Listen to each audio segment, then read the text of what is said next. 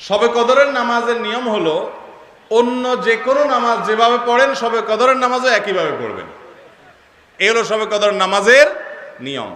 এমন কোনো কথা নাই যে শবে কদরের নামাজে প্রথম রাকাতে সূরা ফাতিহার পর অমুক সূরা এতবার পড়তে হবে, দ্বিতীয় রাকাতে ততবার পড়তে হবে, এরকম কোনো কথা কোরআন হাদিসে, এগুলা মন গড়া বিভিন্ন সিস্টেম, বিভিন্ন পদ্ধতির কথা, বিভিন্ন আপনার বাজারে নামাজ শিক্ষার বই নামে অনেক বই আছে, সব বই না, কিছু কিছু বই আছে, এইসব বইতে শবে কদরের নামাজ এত রাকাত, প্রথম রাকাতের এই নিয়ম, দ্বিতীয় রাকাতের ওই নিয়ম, এরকম বিভিন্ন কথা বলা আছে। এগুলো সব ভিত্তিহীন, মন গড়া, এগুলো কোরআন হাদিসে নাই। কোরআন হাদিসে লাইলাতুল কদরে অন্য রাতের মতো আপনি নামাজ পড়বেন, একটু লম্বা সময় নিয়ে পড়বেন।